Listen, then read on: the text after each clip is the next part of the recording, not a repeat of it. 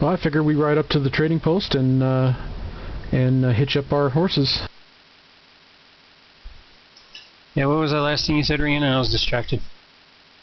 I'll keep a low profile and just go wherever the group goes. Yeah, I was assuming you're all going in a group. So you all take your horses up, tie off the hitching post. You all enter. And you see that there are a couple people inside, 2 men, 3 women, and then you see what looks to be the man who's probably running the place because he's behind the counter and answering questions he's being asked.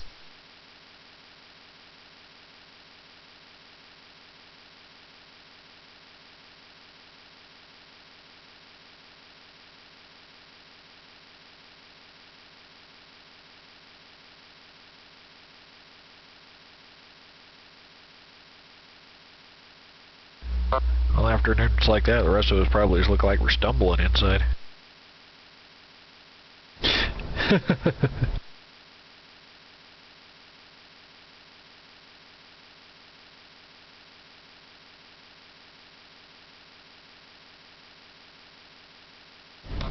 I will wait till one of the proprietors is not busy before stepping up to him.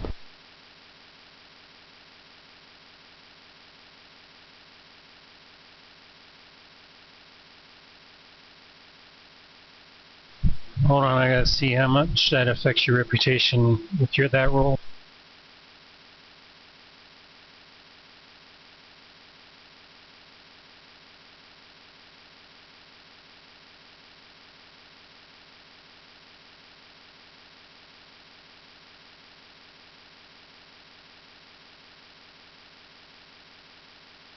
What rank do you have in this skill?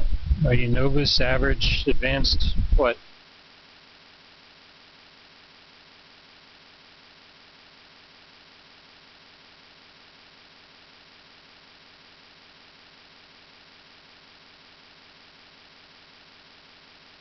What is that, advanced?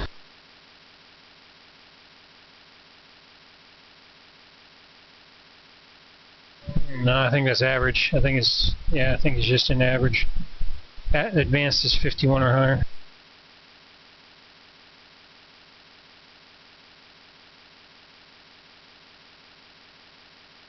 Oh wait, that's right. You guys do it by the book. So that means you got a 70 in that skill, don't you? That means you're advanced. Yes. Sorry, I'm used to doing my home games where as soon as we get done doing our skills, we flip it and do everything in a positive direction.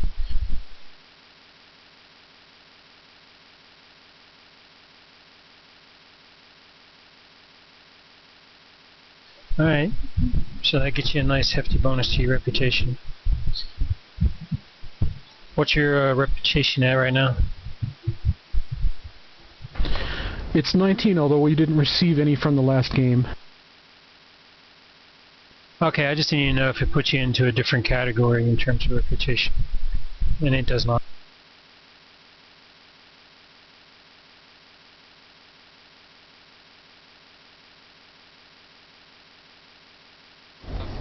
No, but if we got a couple from being in a gunfight, that would.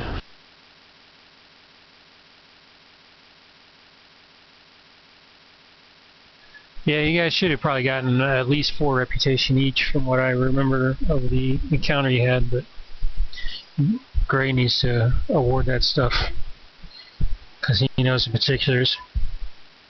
If I'd actually been able to stick around for the game session, know exactly what was going on, I could definitely give a lowball estimate, but I missed it, so I don't know.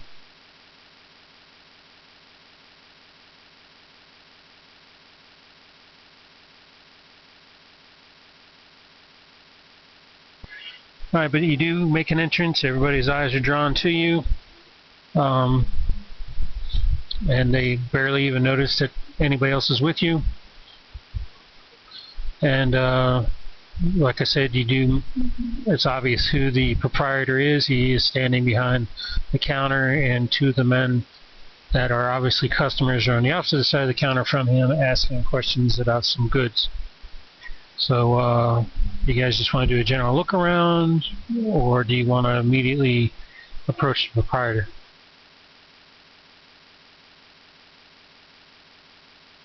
Well, I just think I'll just take a look around.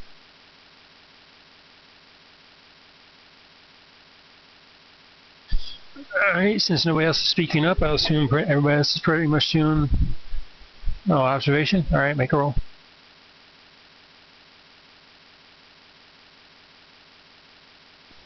Anybody who wants to do observation, go ahead and make a look.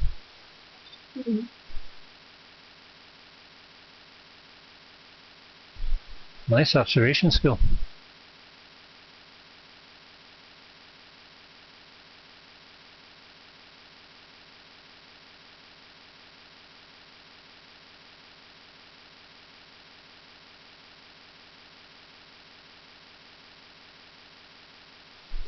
You notice the two men that are up at the counter look to be questioning.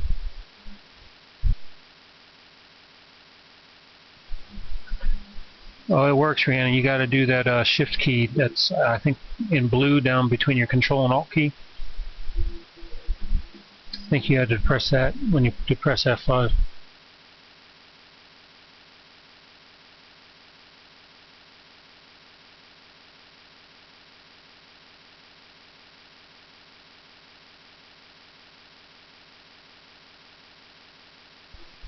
Yeah, man, it's got it built into the campaign macros. So if you open up the campaign macros window, you can get it open that way as well.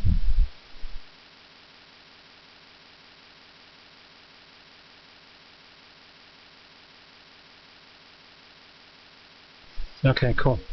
Alright, but anyhow, like I was saying, you know what? Hold on, let me change position.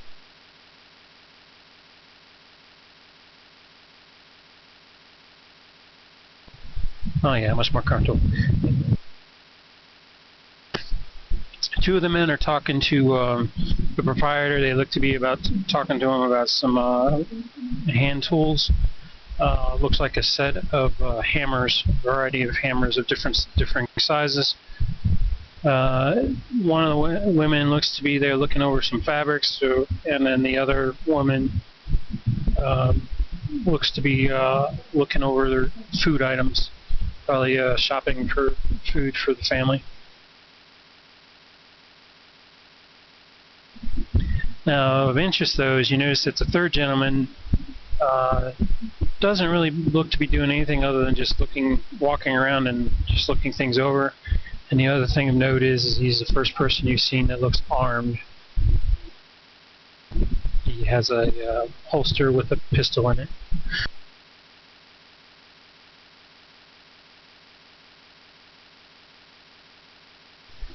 But that's what you observe going on, in particular what the women and the men are doing. Does he have a badge? No. We do not see anything that looks like a badge on this person.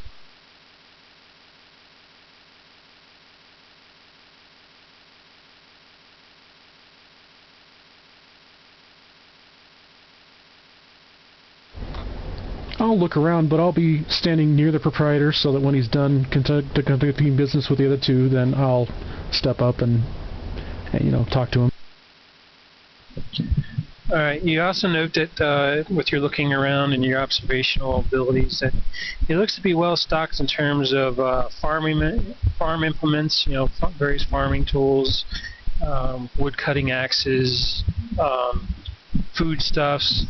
You know he does have fabrics, but he has a very limited selection. You know, he's not a big fancy store. He's got maybe a half dozen types of fabrics on hand rather than a dozen or 2 dozen or 3 dozen like fancy stores would have. But he's definitely got the basics covered. You see that he also has canvas material there, as well as clothing fabrics such as denim and wool and some cottons.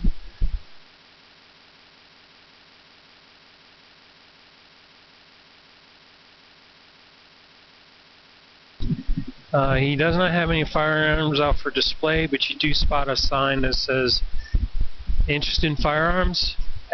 Asks the clerk."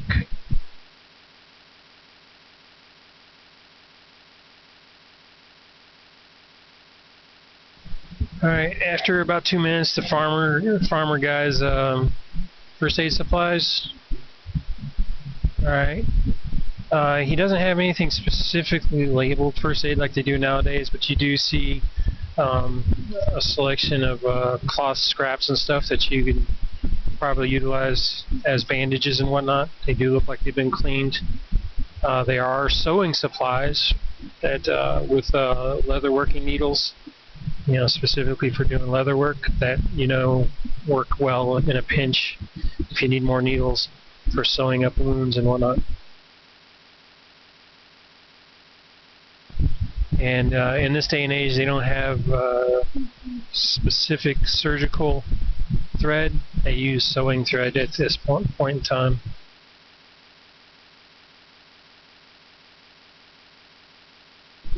That's fine, but even though technically at this day and age, you guys don't worry about sterilization.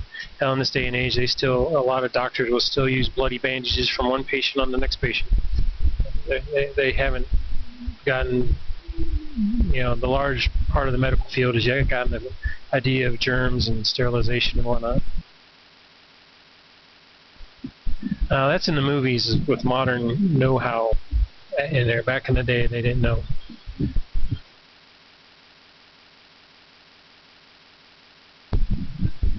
But so yeah, that's why diseases, the chances for disease and infection are actually pretty high in ACEs and AIDS, because this is prior to washing your hands and using clean bandages and stuff became the standard rather than the exception. Let alone antibacterial medications, which didn't even come around until near the end of World War II. But anyhow, after about 2 more minutes, the men get satisfied with their questions, and they buy 2 hammers off of the proprietor. And after he completes taking the payment, giving them their change, the proprietor then looks around and sees that whichever one of you was the sitter standing nearby him is standing there, and he says, "May I help you?" Well, it wasn't about just one hammer. They were looking at like 6 different hammers, and they're saying, "This is what I want to do, which one's got the better characteristics for doing the job," those kind of questions. But anyhow, he looks at whoever it was who stated they're standing close by, and he says, "Yes, sir, may I help you?" I step up, tip my hat, and speak to him. "Yes, sir. We are hoping to trade some firearms, and we also are looking for some supplies." Well, I don't have much call for firearms around here. We're generally a very peaceful community, but I might be interested in buying a gun or 2. And as far as food supplies, as you can see, I've got quite a bit on hand, so hopefully we'll be able to meet your needs. Can you be a bit more specific?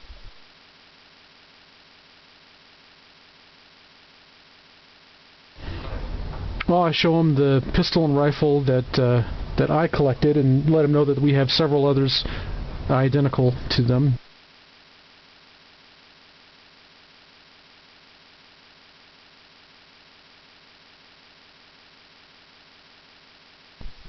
Actually, right now, if you remember, Garrett just sent you guys in to scout out what they do have available, and then he's going to worry about particulars later on.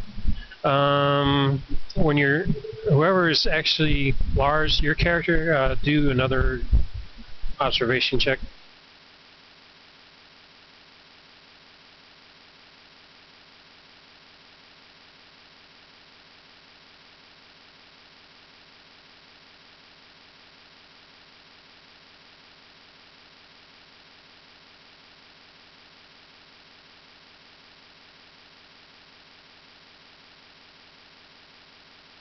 Give me a moment, I'm looking over the skills to make sure another skill wouldn't be more appropriate